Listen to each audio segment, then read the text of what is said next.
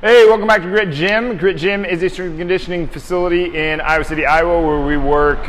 We do programs for people online, but we also train people in-house, local people. So if you really want to get strong and you really want to get durable, Grit Gym is probably the place to be. And by durability, I mean there is no point in getting really, really strong if it's just taking you to an injury.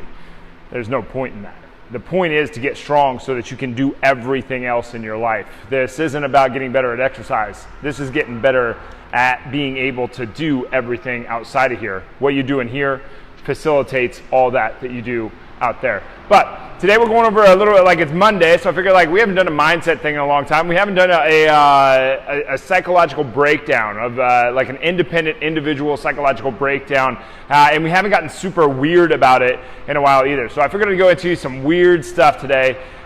Some stuff that that is universal among all human beings, that we all have this. And if you look at deep level psychology, clinical psychology, it has this. If you look at religion, it has this. If you look at all gurus, they do this. We all do this on some level. And I'm having a lot of noise pollution today. Sorry guys, a lot of traffic here. But anyway, one of the things that we're going to go over the layers of life is what I call it. But the layers of the self is I said that wrong. It's not what I call them.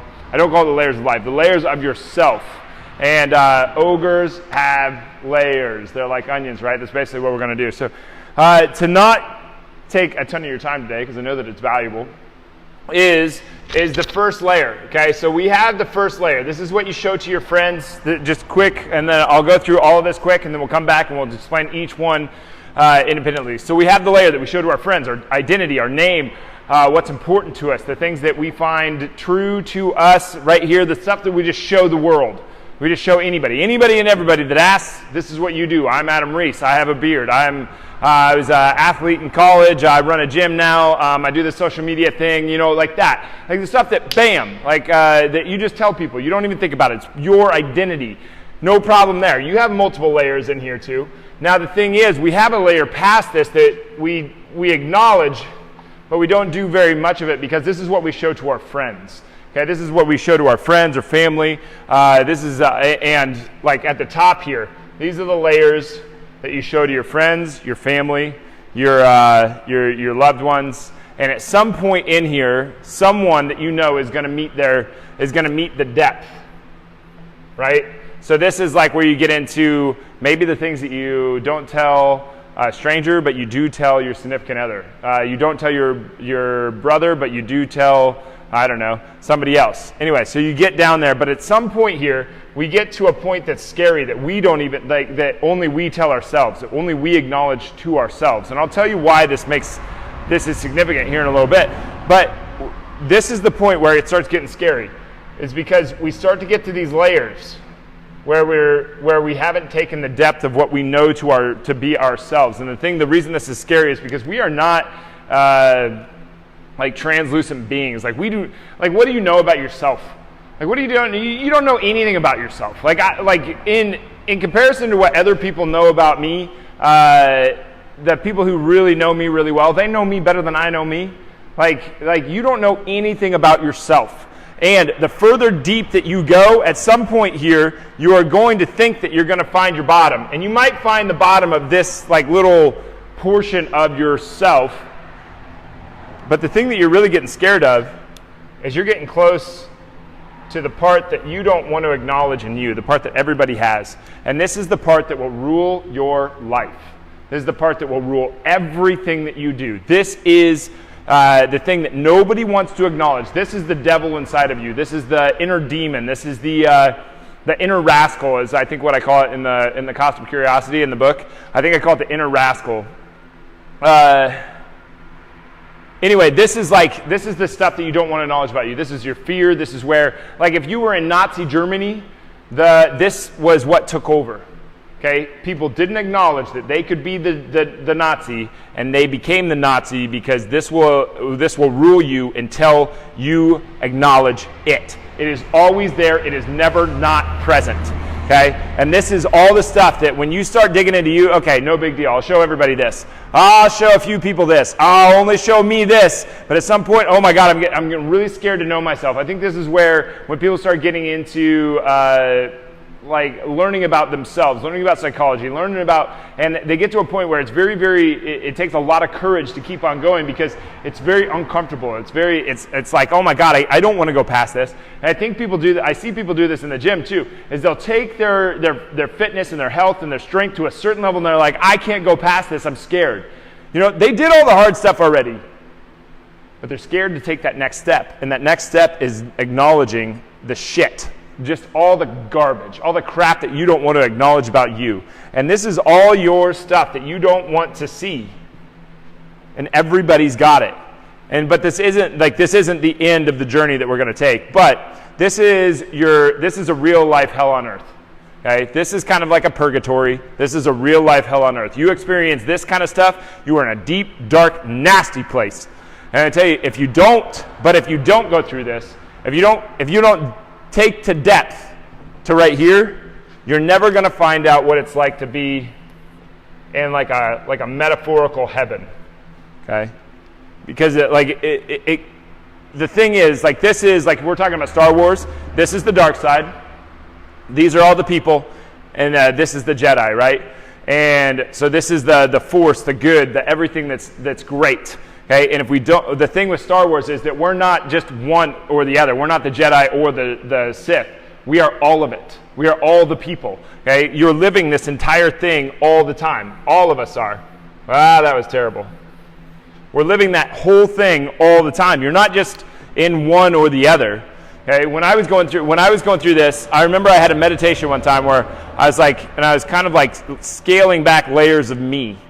And that night I had this dream where it was the wildest dream ever. It was like I could take a step onto lava, but then it would sink in like quicksand, but it wasn't burning me. I was safe, but there were all these demons around me trying to pull me back in to stay where they were, and I had to keep on going and the demons were like sirens in the Odyssey. They were like I wanted to stay with them. It was really this crazy ass dream. And if you guys know, like most of you have probably had really weird dreams where you're like, that was screwed up. So you can understand it. And I had all these demons, and I could have stayed there, and I knew that it was comfortable. It was very, very comfortable to stay in that like kind of quicksandy demon area type thing, and I was kind of becoming one of them. And I just kept on going, and I went into like this abyss. There was just nothing, and it was really terrifying, actually. I'm surprised I'm even telling this story on here, but it was really terrifying, and I didn't know what to do, and I was completely alone. And I just kept on going, and all of a sudden, it wasn't like a bright, shining light, and I went into heaven, and it wasn't like that at all. It took months and months and months of being in that like abyss and exploring that abyss to the point where the discomfort went away. That's why I said in my last Instagram post on the grit_coach, that's my personal Instagram page, is don't reach for comfort, reach for the strength to bear it. And in that moment, I'm so glad that I did that, because it was very comfortable to stay in with all the demons and with all the crap that was there. It was very difficult to push forward into this abyss and to stay there in this extreme discomfort. But I just kept on. It was like, I'm glad that I reached for the strength to bear the moment until it became a comfortable space to move into, because then all of this really great stuff came out of it. My relationship with my significant other, Rachel, improved. Everything, like all the garbage kind of wasn't not there. I could just negotiate it, and I could manage it. It was no longer managing me because I could see it. Before you dig through this, you can't see it, and so it just continues to rule you. Okay, I think this is what most people in our world today are failing to notice. They're like, no, I'm a good person. It's like, you're not always a good person. I guarantee you. Like, nobody is a good person all the time. Like, Al Capone went to his grave thinking he was a good person. Everybody that, Hitler was extremely altruistic. He thought he was doing a great thing for the world. He was a bad dude. This ruled him. This rules like all these emotions that you have. Every time you get angry, every time that you get anxious, every time you get nervous, every time you lash out, every time you feel rage, every time that you go internal with that rage instead of external, or whether you go external or internal, it doesn't really matter. It's there. This is controlling you because you don't take responsibility for it by acknowledgement of it. And until you really dig into this, you will never, ever reach this level of you, because this is a big impediment to being able to go to where you want to go and live the life that you want to live. And if you really want to me, everything comes down to this. Live the life you want, but that's not it, to experience. Not live the life you want. Live the life you want to experience. You want to have an experience in this life, and you don't just want it to be a mere existence. You don't just want it to be this easy, nothing, feel good, go on, no obstacles. You want the obstacles. You want something to overcome. You want meaning in your life. There's a certain amount of suffering that's going to happen. There's a certain amount of discomfort that is going to happen if we want to get to this amazing experience that we want to be able to if we do get to take something with us. I don't know if you do or not. Maybe you're just done. My college football coach, our positions coach, once in a while, he and I would talk about stuff, and he said, the interesting thing about death was that if there is an afterlife, cool, that's neat. And if there's not, I guess it's done. He didn't care. He was just like, if there is, cool. Live the life you want to experience. Everything in my world comes down to that. Everything in my training comes down to that. Everything in the training by training, I mean like me training other people, doing these shows. Everything comes down to living the life that you want to experience. And I don't think that you get to fully experience your life if you don't acknowledge every layer of yourself. And this is another thing. I think people think when they get to here, they're getting towards the end. Man, you are just teeing off when you get to here. These are endless. Maybe this has a finite amount of time, but this doesn't. The amount of great things, the amount of stuff that you can grow inside you in this department is infinite. You have infinite possibilities all around you. You might have a finite life. You're probably going to live for about 85 years. Statistically, you're going to live for about 85 years. You might have a finite life, but you have infinite possibilities. And every moment you get a choice. And every moment you're going to take a choice, and you're going to get down to like here, and then you're going to do it again, and then you're going to do it again. And then maybe someday you have something so bad, you have something that happens that's so bad that pushes you to take another step. And it's so bad that you've got to sit back and go, you know what, I'm the common denominator of my life, so I'm going to go deeper, and I'm going to go deeper. And then you start acknowledging this, and it's like, holy shit. And people think that this is scary to acknowledge this, and it is. But they think that, if I indulge in this, then they think this is depression. It's not. This is depression. This is living this purgatory-like existence. This is where we're actually getting somewhere. If your life isn't, if you're not pushing yourself to a place that's uncomfortable, can you really say that you're pushing yourself? Now, I'm not saying that you shouldn't go back to comfort in order to recover from the growth that you do get by being in the uncomfortable space. But pushing yourself to the next levels, and getting in here and spending time in here. If you spend time in here, you start to learn where you fall to your own perpetration. And this is where you also have the self-victimization. Because you can't self-victimize without a perpetrator. You just happen to be the perpetrator and the victim at the same time. It's kind of like a person who commits suicide. It's not a victimless crime. It just so happens that the victim and the perpetrator happen to be the same person. It's very, very sad. It's very, very sad that we can't that people go their whole lives without acknowledging this, because what's on the other side of this, what you find via doing this, is these other infinite layers that you have to you that are absolutely amazing. And if you do that, this right here is the impediment to everything that you want, I guarantee it. This is everybody that has ever come in and done a strategy session with me explains some version of this. That's why this came about, because I wanted this in my own life, but this is what everybody wants. If I had a six-pack, I could live the experience I want. If I was in shape, I could live the experience I want. If I didn't have this injury, if my knees didn't hurt, if my lower back didn't hurt, I would be able to live the experience that I want. Everything. I've never talked to the person that doesn't say some version of this. Every single time. Never have I ever, and I don't think I ever will, because I don't think that it's possible to ever say anything that doesn't come down to the experience that you want to live.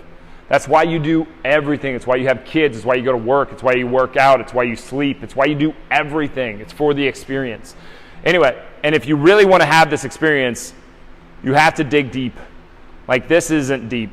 This is where we think that person has really gone to depth with their soul. No, they haven't. Not until they acknowledge that you were the bad guy in the story. And that's a really hard one to do. If you can get to the point where you're Jafar in the movie Aladdin, then maybe you're onto something, okay? Because you can be the bad guy. Statistically, you probably are the bad guy, and you just don't know it yet because this has ruined your life. And if you get to do that, then you acknowledge this, and you get to live the whole thing, not just pieces of it. But you can't get hung up here. This isn't depression. This is where this is ruling you because you haven't acknowledged it. Anyway, did that get weird enough? Did that get weird enough? This is your metaphorical purgatory. This is your metaphorical hell, and this is your metaphorical heaven. And you live all of them all at once. And if you have the courage to go through each level, then you have the courage to break free and to be free in your own life. It's kind of an amazing thing if you really break it out, but it's very, very, very difficult to do, and I think you have to spend months and months and months. This probably took me 3 years of very, very, very intense meditation and focus, where I basically blot out. I just took the rest of the world. I didn't do anything. Not 3 years, probably 2 years. I went to work, and I saw Rach, and I didn't talk to my family, didn't talk to a friend. Everybody was wondering, I got rid of everything, and all I did. And then one day I had this, and then about a year later of intense just kind of meditation and analysis of this, then I started to kind of branch out and to do other things. And that's how, when I say to go to depth, I mean, I'm still doing this. I think most people probably are. Everybody's somewhere. Most people, almost 99.99% of people, probably above my fingers right here. And then maybe 1 or 2 people out of 10,000 are starting to get down here. This is like 1 out of 100,000, and the people in here is like 1 in a million. But I didn't get there by chance. I did it by design. I hired a lot of coaches to do this, to help me out with this, and to push me in order to get to there. So anyway, if that's weird enough for you for a Mindset Monday, I think pushing yourself to depth so that you can live the life that you want to experience is everything. I think it's all going to come down to that. But that's also the fuel. Anyway, use it. I don't know quite how to finish this, but if you guys like this, please comment down below. Tell me what you thought. And Rach wrote weird. Tell me what you thought, and let me know. I'm curious what you guys think of this, what you guys took away from this, if any of this made sense. Because I've only explained this to people maybe like a dozen times, and probably only, I think, once on this show ever, and I don't think I went to depth like I did here. But anyway, thanks for being here. Really appreciate it. We'll see you soon.